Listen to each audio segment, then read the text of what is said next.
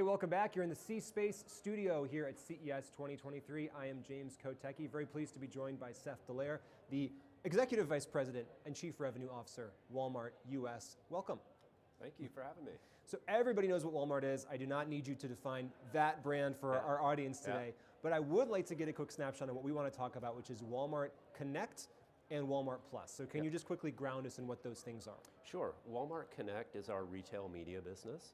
So we work with brands to advertise or merchandise their products to our customers when they're coming through our .com or through our app, shopping online or shopping in the physical store. So that's the Connect side of the business. And then the Walmart Plus business is our membership offer. So we offer free shipping, we offer free grocery delivery, we offer streaming benefits, and that's a way for us to engage more deeply with our customers around services. Are those two things, how related are those two things in your mind? Well, they're related in that we're focused really on providing the best customer experience. So as a Walmart Plus member, we're looking to add benefits and create utility and make the membership worth it. And then for brands themselves, when they're working with Connect and speaking to customers in the app or when they're shopping, we want to make sure that they're doing it in ways that are additive to the customer experience and not interruptive. So, contextually relevant placement, really important when people are shopping or building a grocery basket at Walmart for the first time, or if it's a repeat type of order, allowing brands to speak to or remind customers, hey, put my product in the basket, or you bought it before, or you should try this.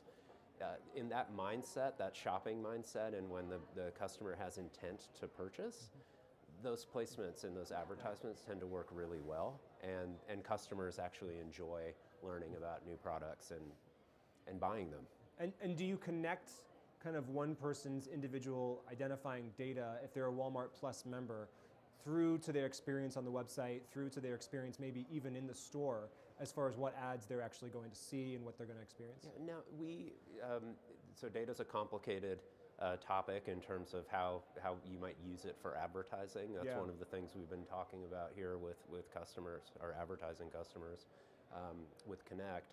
But we look for a whole host of different ways to engage with customers, whether it's in the physical store or whether it's actually delivered by an app.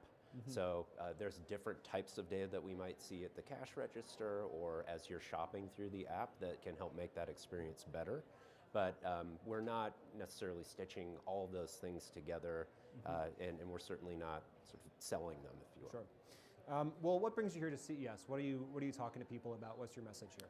Well, the great thing about CES is that it really is one of the advertising industry's best events.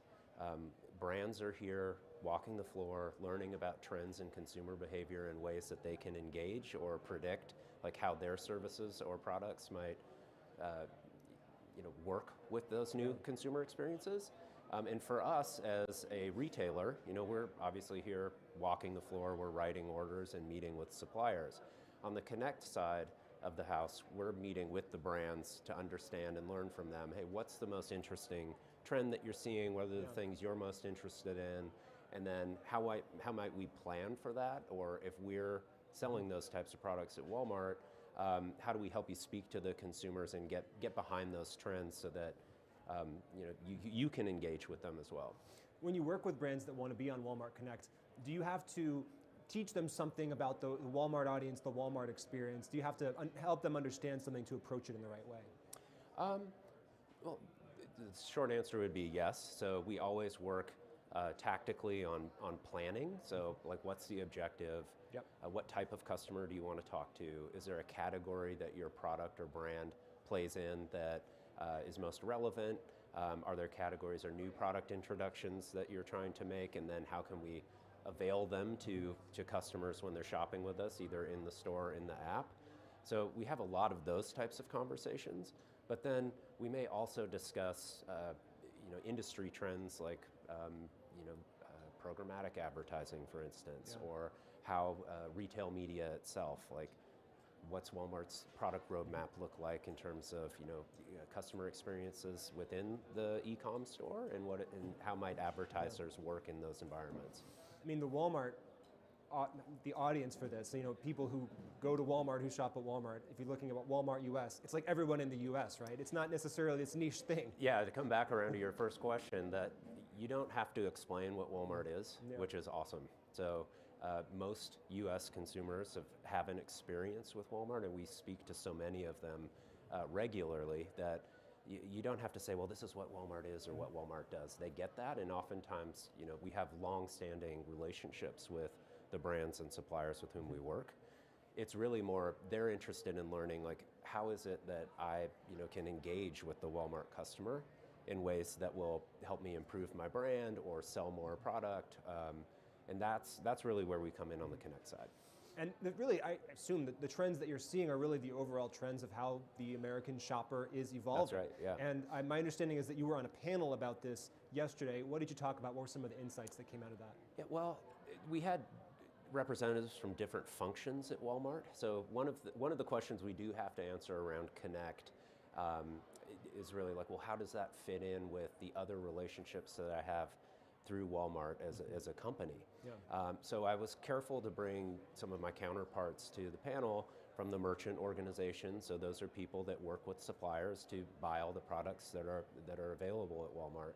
They also had marketing, so people that are buying marketing and placing marketing and how they think about trends in social media or working with platforms like TikTok or Snap. And then we also had a representative from our engineering organization. We talk about products and bringing products forward to the brands, but they often love to have some type of engagement with the people that build them. Yeah. So helping the audience understand, like, this is what an engineer at Walmart does, or how they think about customer centricity, I thought would be important. And then we also had a chief economist, so that's a new role at Walmart, and he has a ton of interesting and highly academic approaches to all of the consumer data that we have. Yeah. And having that approach and looking at the sort of econometric applications of the data and how it might make our retail experiences better is really important. And that's not something that is necessarily intuitive to that audience. So we had a lot of people come up after the panel and say, well, that it was great to know that the merchant teams are actually working with the advertising teams, and that you're side by side and addressing our business in a comprehensive way. But then we also have the economists up there, people, I had no idea you even had that as a role within the business. So it's fun to have them on stage. I have to imagine the economic data that Walmart has is like on par with the Federal Reserve or something, right? It's probably pretty extensive and interesting. But speaking of economics, I understand that Walmart Connect is still hiring folks, at a time of uncertainty in the tech space. How do you navigate that? How do you think about that? And what's the secret to the success? So the other great thing about CES is that it is a recruiting event. So we meet with, there's a lot of great talent here on the publisher side, on the brand side, and so speaking with people, letting them know about what we're up to and our priorities, and that we're really growing the business is important, because we want the best talent to come over and help us grow. And really, the reason why we're growing is a big area of investment for Walmart, and we've seen a lot of interest from brands to work with us. And because our e-com business is growing so quickly, it's like that's an area of emphasis. So how is it, like, did we bring that talent in to complement all the talent that we have working on the physical store operations and merchandising, things that we're so good at? You're no stranger to tech. You're no stranger to CES. You told me before we started recording that this is your 14th CES. I believe, yes. You've held roles, I'm going to read this to make sure I get them all right. Instacart, Amazon, Yahoo, Microsoft. You've worked at all those places. Yeah. Those, those seem more kind of fundamentally tech businesses versus Walmart kind of starting in traditional retail. What did you learn in those roles that you kind of bring over, or what's the biggest difference that you see now? Well, certainly here at the conference, in each different company that I've been at, the content and the objectives have really been the same. That's what's great about CES, is that everyone's here to learn about consumer trends. Now, the things that are the innovations that are most popular or interesting over the course of time, those have been more interesting to track, to look back and think, okay, 14 years ago, it was a 3K TV or flat, like large screen televisions, and then, it became voice activated devices or Internet of Things. And I understand there's a bunch of automotive stuff over on the floor that's pretty cool that I'm looking forward to checking out later today. So Those things change, but they're all, the reason why people come is to learn how consumers are going to use those things and behave with those products. So whether I was at Microsoft or Yahoo or Instacart or Amazon, it's consistent. We come in and we're on the same learning journey and then trying to understand from brands how they want to respond. Well, thank you for helping us learn from you today, Seth Dallaire, You got it. Walmart US. All right. Really appreciate you being here. Thank you very much. And thank you so much for watching. This is the C-Space Studio, sponsored by Salesforce here at CES 2023. I'm James Kotecki, and so many more great conversations are just ahead.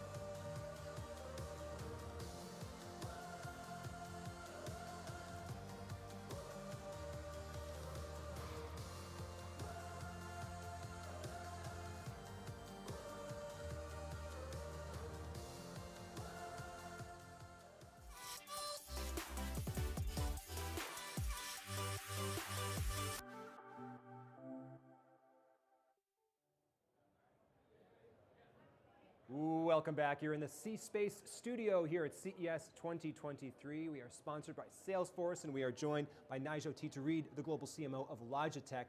Thanks so much for joining us here today. Thanks for having me. What does the Logitech brand mean in 2023? I think I know what Logitech does in terms of webcams. I think probably most people know that, but how do you define the brand? I think for me, the brand is all about enabling all people to pursue their passions, and in 2023, it will be no different. It is such an amazing privilege to be able to help consumers and customers pursue their passions in different ways, and I think in 2023, we'll continue to be more relevant than we've ever been across how people play, how people work, how people live. Now, how long have you been in this role? So I've been in this role for a little over a year, but I've been at Logitech for about 3 years. So you did see through the pandemic, absolutely, then, and obviously the massive growth in people talking on webcams and engaging in that way.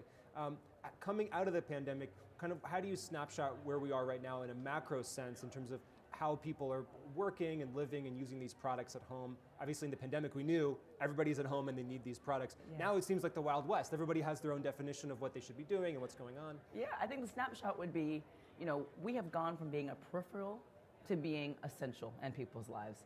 And to be able to have that experience within 3 years has been an amazing opportunity to become more relevant and to make sure that we are as meaningful in people's lives as we've always wanted to be. But the acceleration has been tremendous. To be able to have people who never thought about having a personal workspace at home and now can't imagine living without one, right? People who were kind of gaming, for fun, it was for a kind of a small niche population, where now everybody is a gamer. In fact, the word gaming becomes even irrelevant because doesn't everyone do it, right? And people who create, we're very, very, very kind of a very small elite group of people who create. And now anybody can do what we're doing right now from their bedroom with the right equipment. And so Logitech works to help people have those tools to be able to do the things that they love in a way that's much more democratic than it was. So I hope to allow people to democratize things that they could not before the pandemic. And when you look at the data that you have about what people are buying, does that show you trends or point to clues about the future of this work from home, work hybrid, work anywhere kind of world? Yes, it definitely does. For one, for people who still are deciding whether hybrid is here to stay, I would say absolutely hybrid is here to stay. This notion of being able to work from anywhere, especially for Generation Z and A, is a non-negotiable, right? They expect to have the freedom, flexibility to work from anywhere, to do anything with whom they want, be inclusive as they do that. And so the trends are that if you are not enabling that, you will cease to be relevant. And so how do you think about pitching this stuff to Gen Z? Do you think about that as a fundamentally different category? Everybody's trying to figure out, obviously, the young, hot generation coming up. Now, it used to be millennials, now it's Gen Z. Yes. Do you think of them as a separate entity with certain unique attributes? It's so interesting. I think it's more about how you approach the generation, right? We all kind of use technology somewhat similarly, but the role that it plays in the lives of people varies. And so as we were marketing before, it was kind of these tools that can help you as you work with the PC, right? Now these are just tools that help you live your life. People can't imagine, right, not being able to go into wherever they want to, open their laptop, be able to work from anywhere. That's like so we might as well make sure that if you have a mouse, it works on any surface. If you have headphones, it works and integrates into your life. That we fit into their lifestyle as opposed to them coming and buying products that don't. That's a major change with this generation. I understand that you're responsible for both marketing and direct-to-consumer e-commerce at Logitech. So how do you kind of coordinate or think about those two sides of the business? So to me, they're not two different sides to the business. I think there was a time when it was e-commerce over here and kind of big brand marketing over here. Now I don't know how you can have a brand and provide a relevant experience without taking it to e-commerce. And so the opportunity that we all have as marketers is to bridge that gap and to make sure that your hardware, your software, your e-commerce, your stories, your values are all the way through the funnel. And that people don't see a difference in when they see something, a commercial, and when they go online to purchase or on social media. And so integrating those is really where I see the change.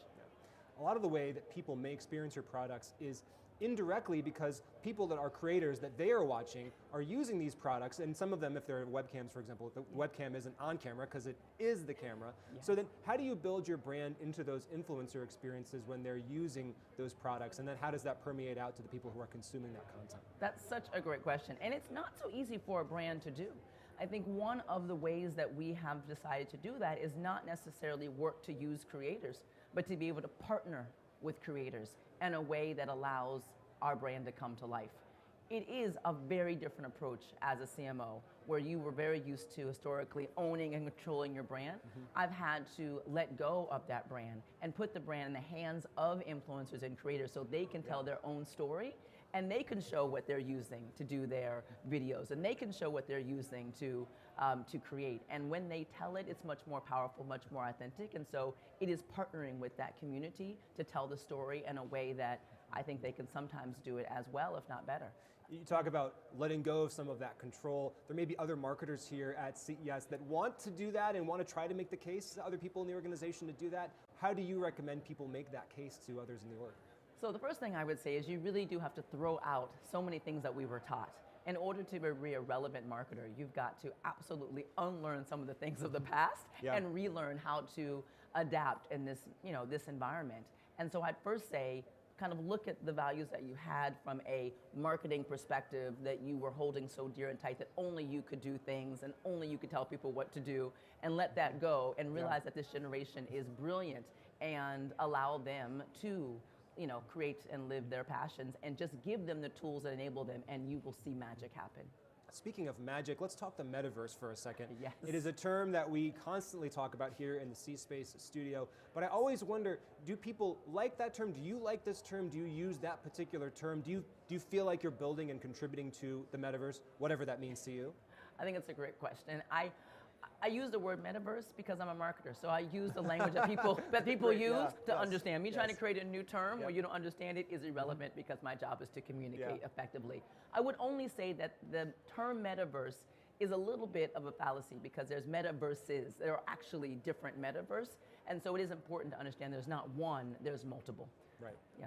So are you thinking about like Fortnite, for example, like specific video games as a particular metaverse, or the Facebook version of the metaverse, those kind of things? We definitely think about the metaverse, and we definitely work to make sure that we're relevant in and outside of the metaverse. Yeah. Metaverse started in gaming, and thankfully we are, a top gaming, organization with Logitech G, which is such an amazing brand and products and services and software. But metaverse has expanded, right? Metaverse is going to impact our lives in a variety of ways.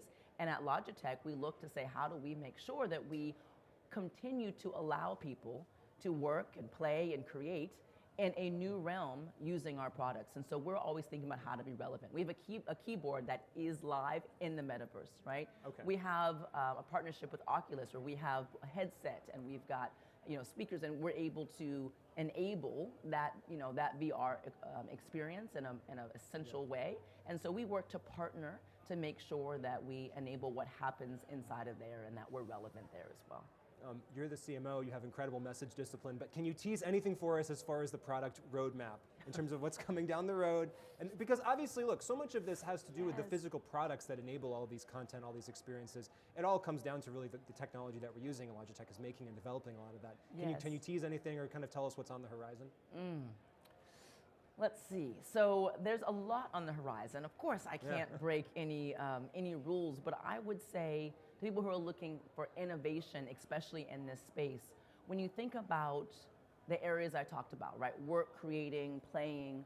When you think about this hybrid working, some of our technology would be able to really enable equity in the workplace, right? And so what would that look like? We make, video conferencing equipment. So we make the cameras and, speakers and boxes and meeting facilitation. Right. We will be able to create this type of studio experience within an office or a home. We are sitting right now with, 3 or 4 cameras. You'll be able to do that in the power of your own space. at an affordable price. So we are bringing that technology to how you work. That's one example. But it's about equitable meetings. Yeah. So the point is, none of us should feel like you're at home and you can barely see the meeting, right? You should Right. be able to see everybody in studio. Everybody else like they having can, the meeting. yeah, like you think Yep. about sports and what's happened with sports. Now you feel like Yep. it's better to be on the field. We'll do that from work. And I can keep going on, but there's a lot. Well, that's so cool. I can't wait to Yes. interview you in that kind of new technological environment. Final thought, you started your career at Procter & Gamble, I believe. Yes. Is there a lesson from there that sticks with you as you are now in this high-tech space? Absolutely. I think what Procter & Gamble has always instilled is put the consumer first at the center of everything that you do. And as a tech, in a tech space, people tend to want to put the product first because the technology is so amazing. Yeah. But what I believe that I bring to tech is a human-centric approach. And thankfully, Logitech is a human-centric company. And I would say for those that want to win in tech, if you put the human in the center, if you take that lesson from another industry, you will be unstoppable. Well, there's not a better conclusion to our interview than that. Okay. Nigel T. Reed at Logitech. Thank you so much for joining me here in the C-Space studio. Thanks for having me. And thank you so much for watching. I'm James Kotecki here at CES 2023. The C-Space studio, sponsored by Salesforce. We'll be right back with so many more great conversations. Keep it right here.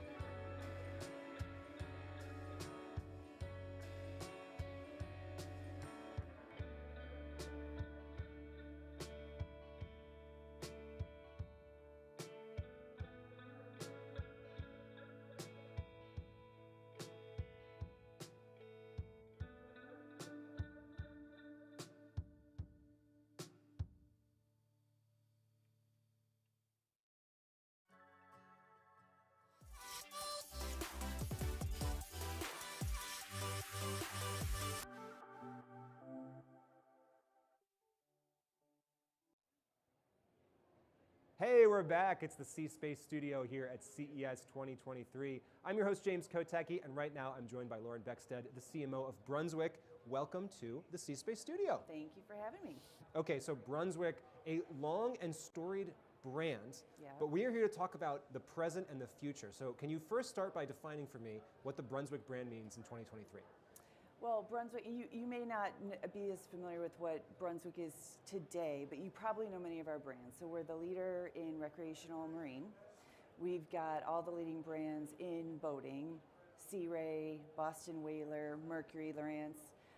And what we're doing, we've introduced the most comprehensive innovation strategy in our company history. And it is storied, as you say, but this is really kind of a next era for us. And the brand that you are describing, it was just time to level up. We've done a lot of work over the last 3 years to advance what our technology strategy is.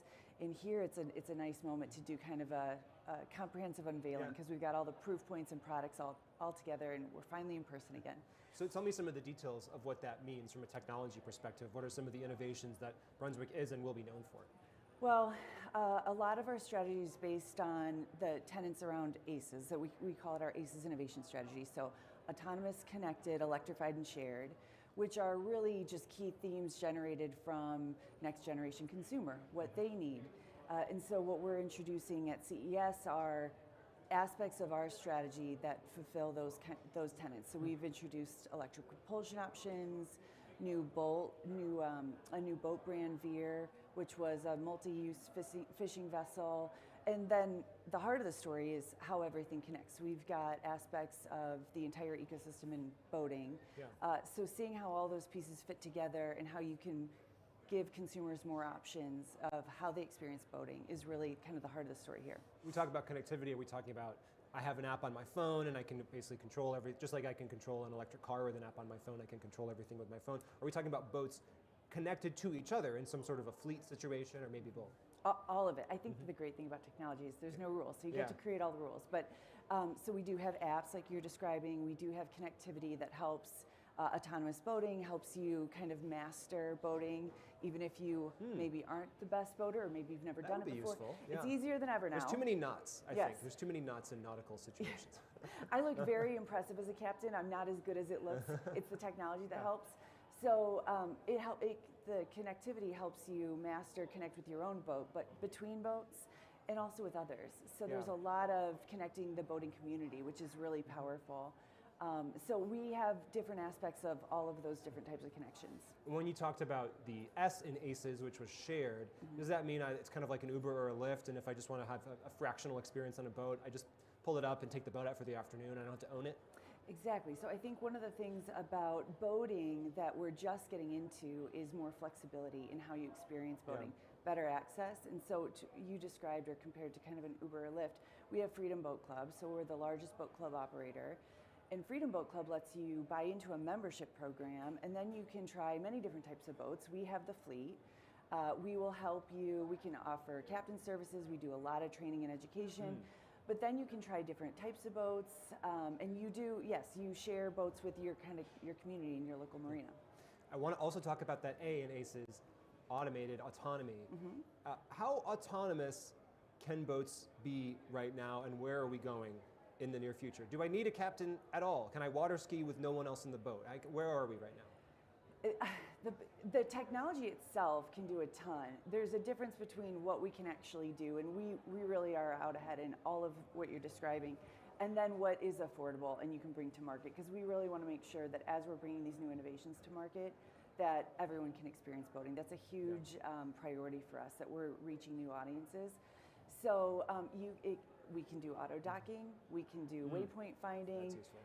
We do have kind of push button wake making to what you were describing. So yeah, it is pretty autonomous. Boating is easier than ever before. I always tell people, whatever you have in your head about boating from the past, look again, because my husband and I had we had extensive training, but very little experience previously. He was a sailor, so it's very different. Now we're speedboats. Picked it up right away with all the advanced technology and autonomous features that we have. Tell me about this broader brand transformation that Brunswick has gone through. I believe you're such a storied brand. I date back to the 1800s, I believe. people might remember the name Brunswick on bowling pins and bowling lanes. Yeah. Obviously, the brand is totally transformed. And what's so interesting about that is there probably are other people here at CES who are going through maybe similar transitions or considering whether to do that. Tell me about some of the lessons that you take from this transition and why it was important to do. Well, the tagline that we introduced, Next Never Rests, is so deeply authentic to our culture. We are always working to push ourselves to what's next. So you mentioned the transformation. We are just such a different company today than we were even 3 years ago. And we've spent a lot of time reshaping the company in our priorities, our portfolio, our business. We've talked about Freedom Boat Club. And so the brand update was really just the next step on an evolution of our underlying business strategy. Yeah. But I think in terms of the transformation and what it's about, it's really trying to focus on our technology story. That's the heart of our company, our innovation culture. So Next Never Rests as a tagline just felt super authentic for us. And I guess one theme, I'm just coming up with this on the fly, is it's all about fun, right? It's always been about helping people have fun on some level, I suppose. Fun for sure. It's definitely fun. There's a lot of adrenaline rush with it. Yeah. But it's also, we're a for-profit company, but being on the water does feel altruistic sometimes. You're just connected with nature. Yeah. It's like you're giving people a next dimension almost. It's the best. Does global warming shape the way you think about the future of the boating industry? In terms of where the water is, where it will be, if it will be higher, are more people going to need boats? Do you think about that in terms of long-term planning? Yeah, yeah, of course. Weather in particular, especially in boating, is a very big dynamic. Yeah. So we spend a lot of time making sure we're staying ahead of the curve on sustainability, working with specific materials to continue to advance our sustainability strategy. But then we also do a lot of aspects of our sustainability strategy are also relevance with our communities and people, enduring relevance as a company. But we do spend a lot of time on all of those topics. It's kind of in accordance with the overall theme of CES this year, which, as you may know, is human security for all, which is talking about human security on all these different dimensions: health security, environmental security, personal security, food security, all these different things. It sounds like that's something that resonates with Brunswick as well. Yeah, so Brunswick has a portfolio of brands, and we reach the broadest base of consumers in marine, period. But we're a partner brand. We partner with a lot of other OEMs, dealers, distributors.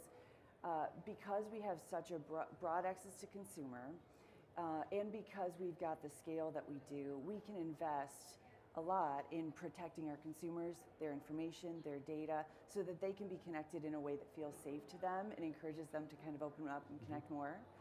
So yes, that's very high on our priority list. When you think about the future, is there a question that you're asking yourself about the future right now? I always ask. We have a community of consumers called Ripple that they help us stay on top of trends. We ask them all the time, what are you thinking about? What matters to you most right now? I think for boating, for our industry, as I think about what's next in the future, hybrid workplace and all the flexibility consumers have today or individuals have today could really be a huge unlock to more time on the water, more access to water. So I spend a lot of time thinking about what might that mean for us, for even the types of boats we design, for the technology they need, working from your boat. We had a ton of people during COVID working from their boat, which was really fun to see.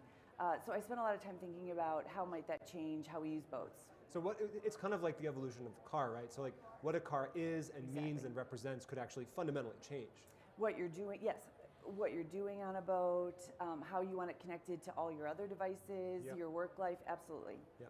Well, Lauren Beckstead, CMO of Brunswick, thanks so much for joining us here in the C-Space studio. Thank you. Nice to meet you. We really appreciate it, and we really appreciate you watching us here in the C-Space studio, sponsored by Salesforce here at CES 2023. I'm James Kotecki, and more great conversations are just ahead.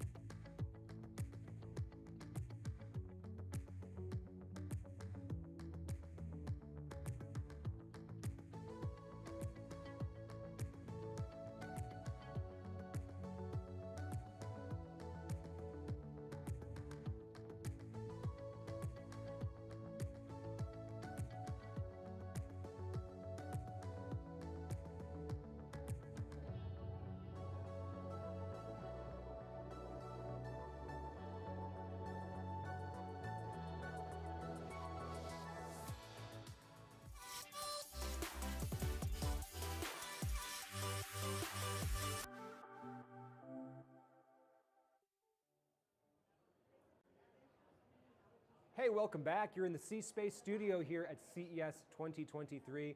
I am James Kotecki, joined by Mike O'Donnell of Vizio. Mike, you are the Chief Revenue and Strategic Growth Officer at Vizio. Welcome to C-Space. Thank you for having me. Thanks so much for being here. And I love to get people to kind of snapshot their brands for me when we start out some of these conversations. Sure. So for those who don't know, how do you explain Vizio for people that you're just meeting here at CES for the first time? Well, Vizio is a 20-year-old company in which we produce high-quality TVs at a value price. And for 20 years, we've been delivering that great customer experience to our consumers across hardware.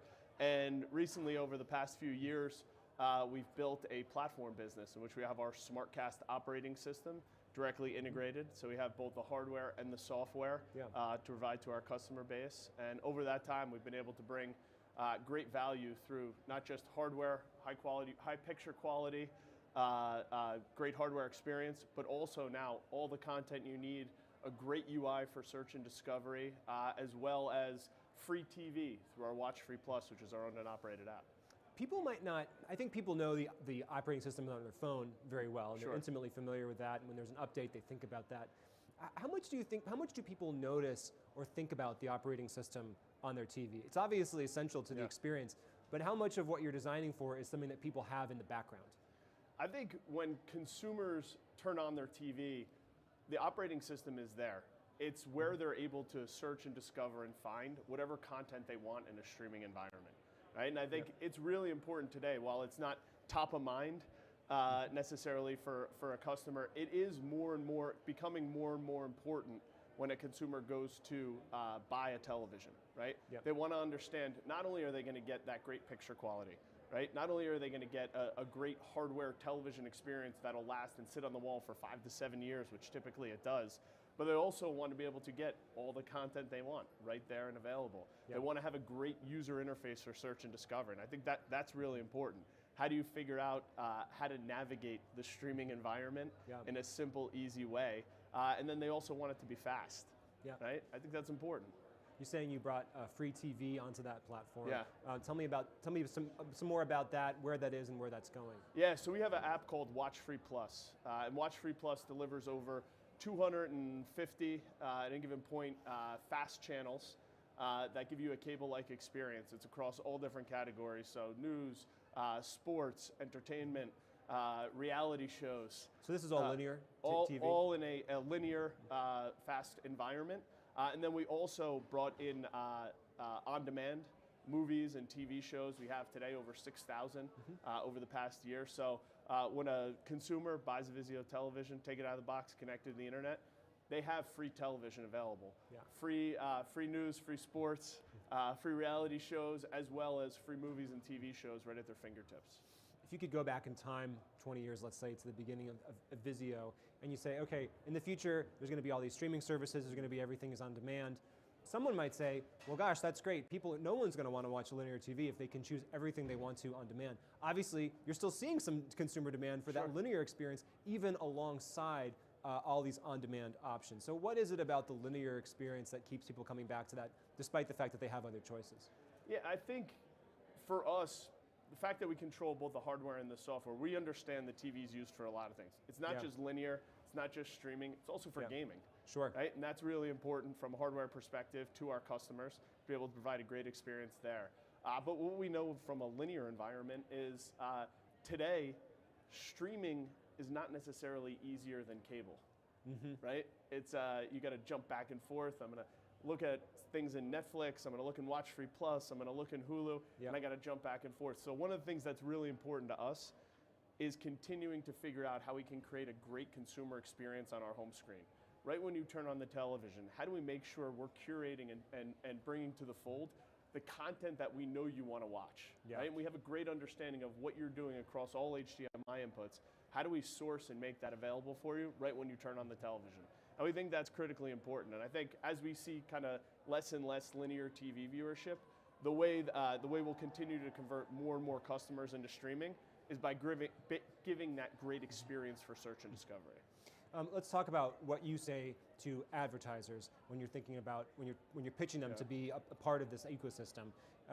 There's so many different ways for advertisers to reach people. We're talking about many of them here in the C-Space studio.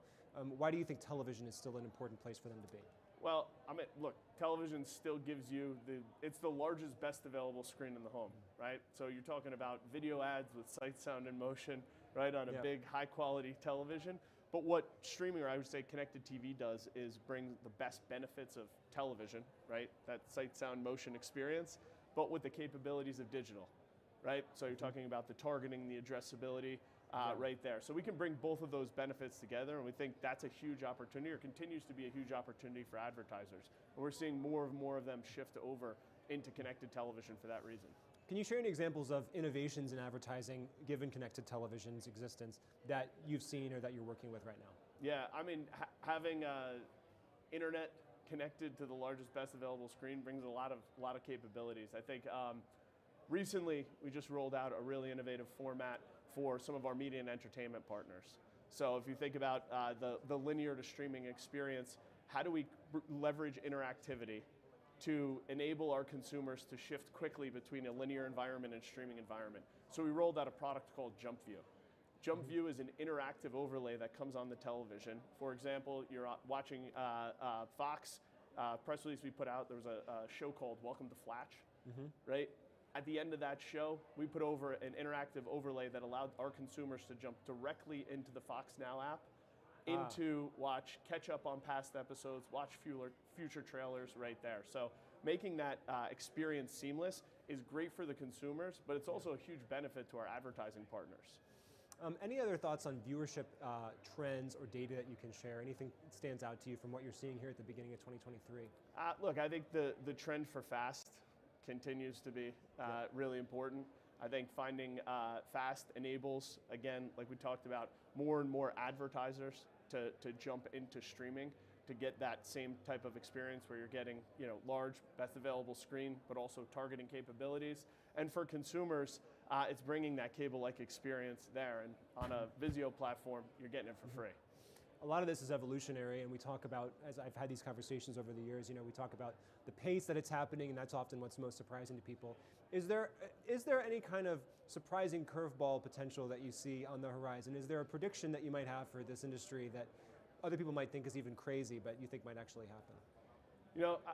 When I think about smart TVs today, smart TVs are really just about streaming. That's how consumers engage and interact with smart televisions. But being that it sits on the wall, it always has power, it's connected to the internet, it's that big, largest, best available screen in the home, we believe down the line there's a lot of opportunities to bring more and more utility, right? To make the television the center of the connected home. And I think over the next few years, you'll start to see smart TV manufacturers like ourselves start to bring more utility into the television and move beyond just streaming. I'm thinking about everyone who's trying to understand and navigate this hybrid world of work that we're in now. Are we working from home? Are we working from the office? Are we using some of our devices some of the time in some places, right? If and when we want. Do you have any thoughts on the future that we're going into? It seemed very clear during the pandemic, obviously what we're doing, we're all staying at home. Now it's kind of like up for debate, right? It's the Wild West. Do you have any thoughts on that future? With regards to that, I mean, it's hard to predict. It's hard to predict that future. I mean, for us, we saw, obviously from a business perspective, we saw a big boom during COVID and during stay at home in terms of people buying televisions, both for personal use as well as for business use. So that was an interesting opportunity for us that surfaced itself. But for us, I think it's hard to predict. I think all we can do is continue to bring a great consumer experience to our users, continue to source all the best content available, continue to make an easier opportunity for search and discover. And whether people are at work or they're staying at home, they have the benefit of having a great Vizio television. Fill in the blank for our last question. 2023 will be the year of blank. Connected TV. There you go. Can't end it any better than that. Mike O'Donnell, thanks so much for joining us from Vizio. Thank you very much. Here in the C-Space studio. And thank you so much for watching us here in the C-Space studio, sponsored by Salesforce here at CES 2023. I'm James Kotecki, and more great conversations are just ahead. Stay with us.